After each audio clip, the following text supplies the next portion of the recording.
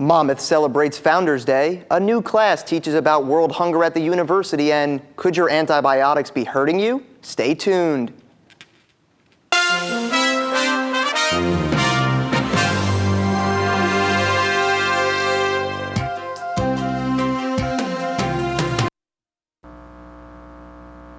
Hello and welcome to another edition of Hawk TV News. I'm Gab DeCunto. And I'm Andrew Byrne. On October 13th, Monmouth University hosted its annual open house. The event welcomed prospective students and their families to the university campus. The day began with a welcome by Monmouth's new president, Paul R. Brown. Then, prospective students had the opportunity to speak with faculty from all academic programs and take guided tours of the campus. Current students were on hand to answer questions and provide assistance. Monmouth administrators were pleased with the turnout. On October 9th, the university held its 80th Founders Day. Alexa DeRosa has the story. According to U.S. News and World Reports, Monmouth ranks 30th on the list of best colleges. I'm here at Wilson Hall for Monmouth's 80th anniversary celebration, also known as Founders Day. Let's go see the honoree and distinguished alumni they have chosen just for today's event. I've been a nurse since 1979 and started my nursing journey actually at Monmouth Medical Center, not so far from here. And that was a great launching pad because I was surrounded by people who mentored me and helped me really understand the majesty of really the ministry of providing care to people. So the Distinguished Alumni Award is the most prestigious of all of the awards that we bestow. And Brian Hanlon is our choice for this year. Brian has been researched by the committee. We've had him in the notebook, as we say, for several years. We've always been aware of Brian because of the sculpture in Erlanger Garden, but also because we commissioned him to do the hawk sculpture, which stands in front of the MAC. This is a very exciting and a wonderful honor to receive the Distinguished Alumni Award. I love Monmouth. I love being a student here. It was a game changer in my life to go to school here. It helped me with a new direction and what I do today as an artist.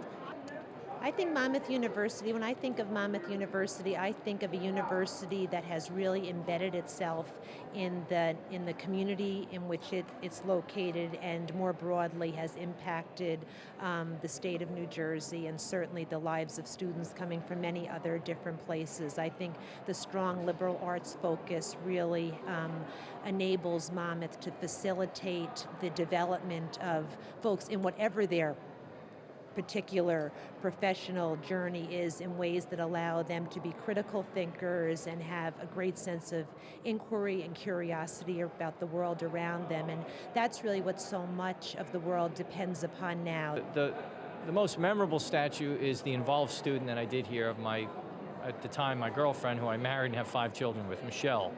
Definitely the most important piece of my career. The most memorable would be the Angel in Anguish, which I did for Brick. It's a 9/11 memorial, and you can look at it online, Angel in Anguish, on my website. Very important piece for us here at the Jersey Shore. In Brick, 9 people went to work, didn't come home. It changed everything, American history, for us in the time we live in. So the Angel in Anguish to me is also very important. Well, there you have it, honoree Marianne Christopher and distinguished alumni Brian Hanlon. They truly reflect Monmouth's motto, where leaders look forward. This event should remind everyone that we have come so far since 1933. I'm Alexa DeRosa for Hawk TV News.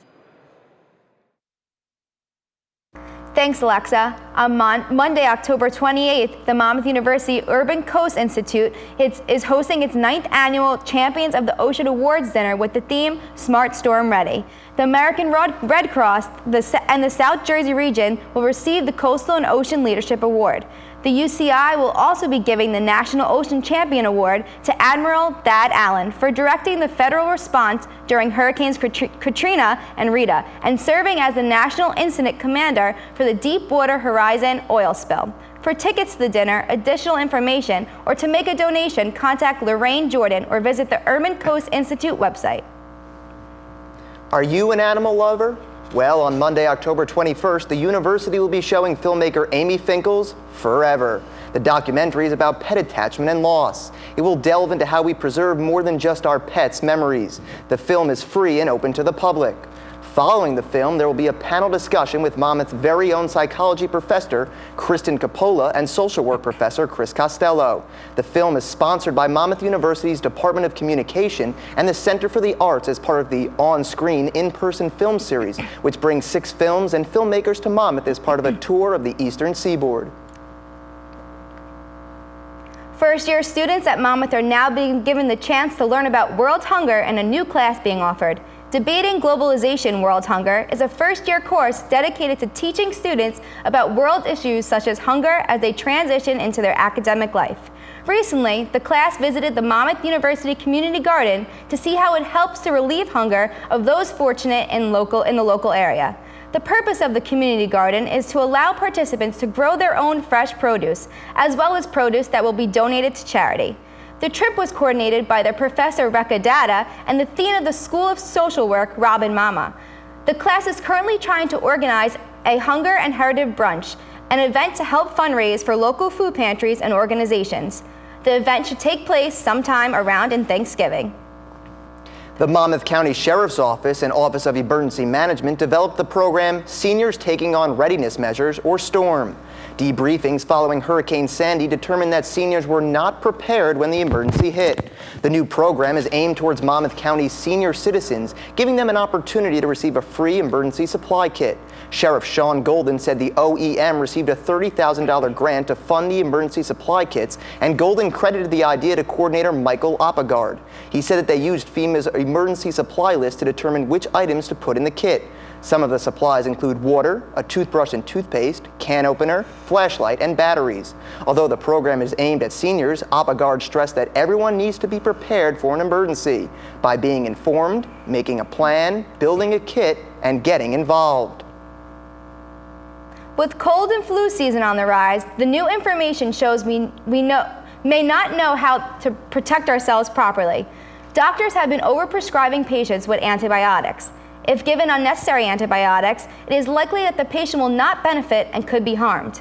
Bacterial infections such as strep throat can be cured with antibiotics, while viral infections such as the flu and the common cold cannot. The misuse of antibiotics is also so common because symptoms of viral and bacterial respiratory infections are so similar. Be aware of every symptom that you have to make sure that you are being treated correctly.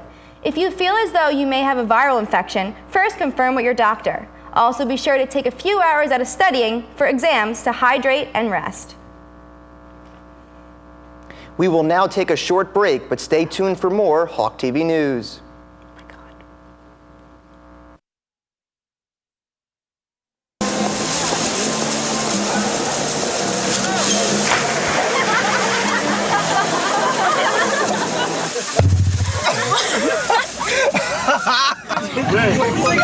My dad's one of the producers who's there Bring this week.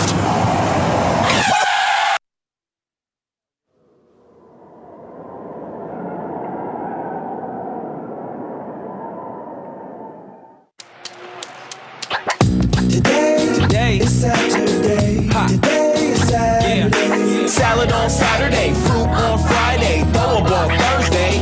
Water Wednesday, touch your toes Tuesday. Let's move Mondays, Waffles next Sunday. All the healthy children eat well and move a lot. And move a lot. And move a lot. Eat well and move a lot. 60 minutes of physical activity a day and eating well can help get your child healthy. So keep them active and eating well every day. Skip a rope Saturday, freeze tag Friday, tap dance Thursday. Whole grains Wednesday, try a veggie Tuesday. Let's move Mondays with the sweet Sunday. Eat well and move a lot. Today is Saturday. Yeah. Today is Saturday. All the healthy children, all the healthy children. Get ideas. Get involved. Get going at letsmove.gov. That's letsmove.gov. Over 13 million people are affected by famine, war, and drought in the Horn of Africa. When you hear about suffering on this scale, you feel powerless. But there's hope, because saving lives doesn't take a lot. It just takes a lot of us. Text a donation of $10, but do more than donate. Forward the facts to everyone you know. Forward from our site. Forward on Facebook. And forward on Twitter. We are the relief.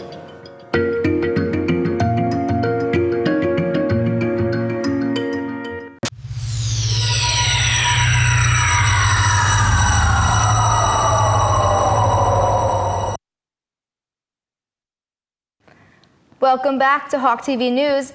Are you constantly finding excuses to avoid working out? On October 20th, Curriculum will be hosting a weight loss challenge called Valedictorian. Andy Stern, founder of Curriculum, created his program to get rid of the Freshman 15. All you have to do is purchase the first semester a 2-DVD set that includes Resistant Band, Curriculum Calendar, and a nutrition guide. The package can be purchased at the Monmouth University bookstore for $29.95. The DVDs include 30-minute workouts that not only help shed some pounds, but also tone your body. On December 15th, the conclusion of the 8-week program will be finished. The individual who loses the most percentage of the body weight will have the opportunity to win a free cruise paid by Curriculum. If you are interested or have any question, visit the website on your screen. Asbury Park held their 6th annual Zombie Walk on October 5th. Thousands of people dressed up as the ghoulish undead creatures shuffling down the Asbury Park boardwalk. Music, games, and food were available for all participating or observing the event. The walk was also paired with the Stronger Than the Storm campaign, which is involved with Hurricane Sandy relief. Overall, there were a total of 9,552 zombies in the walk. This total broke the previous record of 8,027 in Minneapolis. In Middle Township, an ordinance was passed requiring those asking strangers for money to obtain a permit. The new law will require panhandlers to give their information to the town and classify themselves as a legal beggar in that area. The purpose of the ordinance, according to Police Chief Christopher Lusner, is to keep residents safe from aggressive panhandlers that often follow people to cars or continuously ask after already being told no. The issue with the ordinance is that people are finding it to be unjust, and the creation of the law may spark similar ordinances throughout the state. In a recent press conference, the American Civil Liberties Union of New Jersey stated that the ordinance is unconstitutional and that the only way panhandlers can be targeted is if they are harassing someone. According to Fox News, the fine of being caught without a permit can cost up to $1,000 or may result in jail time. People attending the recent Comic-Con event in New York City were surprised to find their Twitter accounts were hacked by the organizer, ReedPop. This year, attendees had the option to connect their social media accounts to their RFID-enabled badges if they registered for the show online. Once these individuals entered the show, their badges sent out a signal indicating their arrival. This triggered spamming on the social media accounts that praised the event while also posting a link to the event's Facebook page. After many attendees complained that this was an invasion of privacy, ReedPop shut the servers down and released an official apology. This year, there has been a change in the projected top Halloween costume ideas. Google statistics have shown that the top trending costume searches for this year have been relevant to popular movies and television shows. These trending costume ideas include Despicable Me Minions, Breaking Bad, Great Gatsby, Duck Dynasty characters, and even Miley Cyrus. According to the Huffington Post, this data reflects information collected by Google Shopping and has been connected with a huge commitment to pop culture. Do-it-yourself costumes are on the rise, and the National Retail Federation noted that people will be looking to Pinterest for costume ideas this year. According to the National Retail Federation, Americans will be spending $2.6 billion on costume this year. Start searching for the perfect costume, everyone. Well, Gab, Halloween right around the corner. Have you started thinking yet about Halloween costumes? You know, Andrew, I wanted to be a minion, but then I was like, everyone is going to be that. So I thought, think outside the box. Why not a loofah? The thing you shower with? Yeah, like the thing, you know, get some fabric, like put the little white thing around your neck, and your roommate could be like soap. It's creative. I'm going to stick more and just be a sportscaster or something, you know. Yeah, I think that's a good idea. Despite being a rapper, producer, head of a record label, restaurant owner, and an investor, Jay-Z claims drug dealing has prepared him best for his most recent job, sports agent. According to an interview with Vanity Fair, Jay-Z claims drug dealing helped him communicate efficiently with clients while also helping him to better understand budgets. Now, knowing what you can spend and when you need to re-up has helped him secure high-profile clients such as Kevin Durant, Robinson Cano, Geno Smith, and Victor Cruz. However, his willingness to talk about his past so openly has led some to question his integrity, credibility, and competence in this high-stakes profession. Jay-Z's most recent contract for Cano could reportedly reach $305 million. This would make Cano the highest-paid second baseman in the history of Major League Baseball. We will now take another short break, but stay tuned for more Hawk TV news.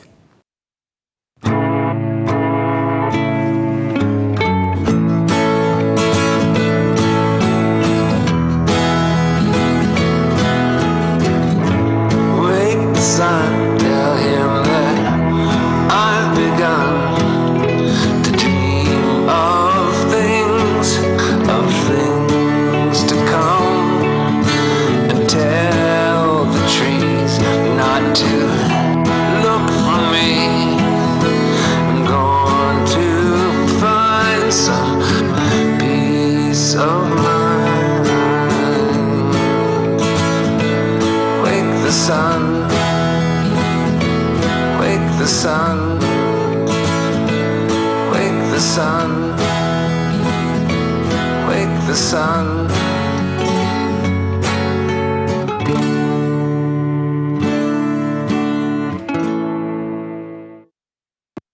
So, I just moved in with this family, and it's embarrassing.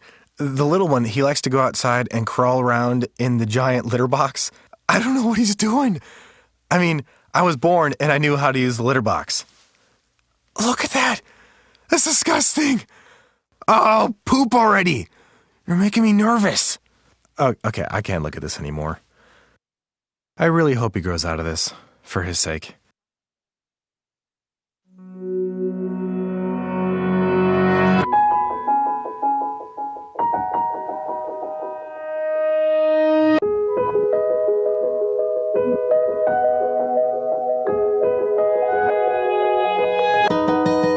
For those dealing with the daily struggles of caring for a loved one, we hear you. That's why AARP created a community with experts and other caregivers to help us better care for ourselves and the ones we love.